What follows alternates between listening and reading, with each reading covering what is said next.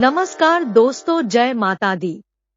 आज हम हिंदू धर्म के बारे में कुछ जानकारी आप लोगों के साथ शेयर करने जा रहा हूँ, तो प्लीज ध्यान से सुनिएगा। हिंदू धर्म एक ऐसा धर्म है जिसमें हर पर्व बड़ी ही धूमधाम व श्रद्धा के साथ मनाया जाता है। ऐसा ही एक मुख्य पर्व नवरात्रि भी है, जो कि भारत में प्रति वर्ष 2 बार मनाया जाता है।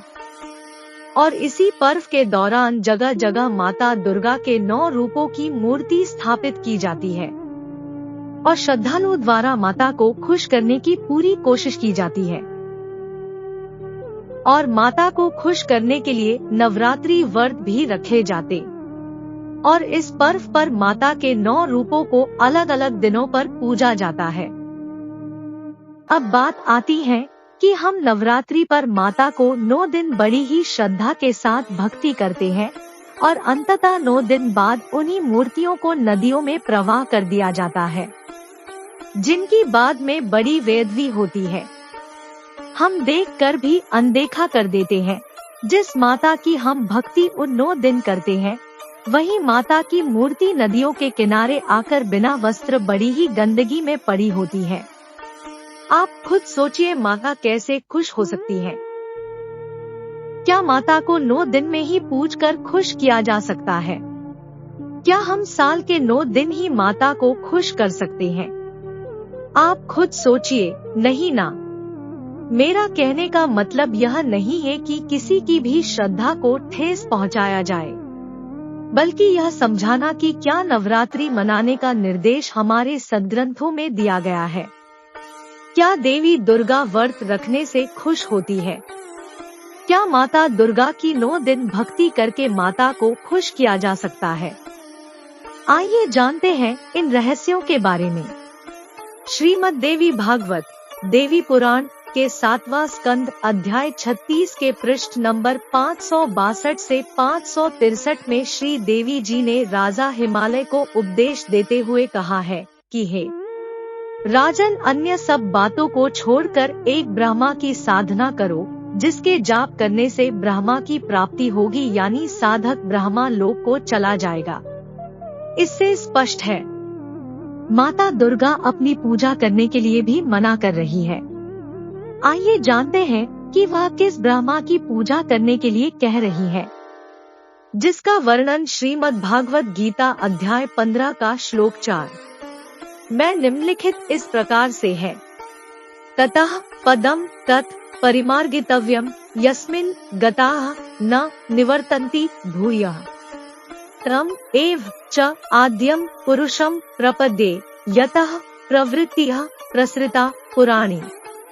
उस भगवान के परम पद रूप भगवान को भली भांति संग्रहालय में जाना चाहिए, जिसमें गए साधक फिर लौटकर दुनिया में नहीं आए और जिस परम अक्षर ब्रह्मा से आदि रचना सृष्टि उत्पन्न हुई है, वह आदि पुरुष नारायण की ही मैं शरण में हूँ। पूर्ण निश्चय के साथ वही भगवान का भजन करना चाहिए। और श्रीमद् भागवत गीता में नवरात्रि रखना पूजनीय नहीं बताया गया है। यह तो एक मन माना आचरण है।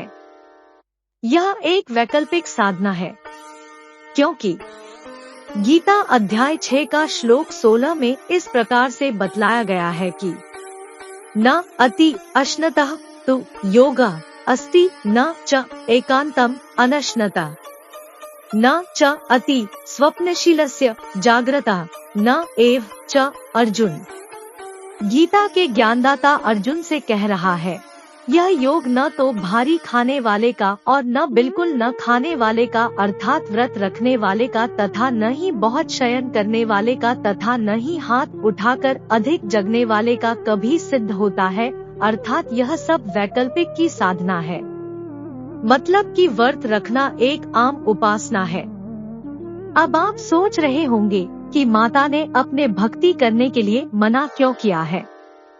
ये प्रश्न मेरे मन भी आया था, पर मैंने इस प्रश्न का उत्तर अपने ही धर्म ग्रंथों में से जाना है, जिसकी विस्तार से जानकारी प्राप्त हुई और जिसकी भक्ति करने के लिए कह रही है। वह पूर्ण ब्रह्मा कौन है, यह भी जाना है मैंने। और ये भी जाना है कि दुर्गा माँ की वास्तविक साधना के लिए उनके विशिष्ट मंत्र का जाप करना होता है, जो कि तत्ववेत्ता संत उपदेशक ही बता सकता है, जिनकी साधना 9 दिन ही नहीं हम साल के हर दिन कर सकते हैं, जिससे हम अपनी माता दुर्गा की वे अदबी नहीं कर सकेंगे। पर यह सब जानकारी आपको भी जाननी है, तो आप भी बहुत ही सरलता से जान सकते हैं, जो कि हमारे सभी सद्ग्रंथ का सार बताकर हमें एक शस्त्र अनुकूल भक्ति बताती है, और आप भी जान सकते हैं। मेरा बस यही कहना है कि किसी भी भगवान की बेअदबी न करके उनका आदर करें और शस्त्र अनुकूल साधना के बारे में जानें। अंधविश्वास की ओर न बढ़े। हम आज के शिक्षित युवा हैं, जो कि यथार्थ ज्ञान प्राप्त कर सकते हैं, जो कि मैं खुद एक हिंदू हूँ, 52 भैरव 64 योगिनियों का भक्त हूँ।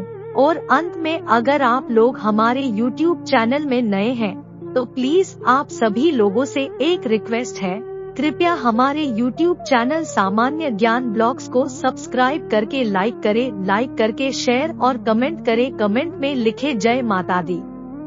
माता रानी आप सभी लोगों की मनोकामना पूरी कर दे। धन्यवाद।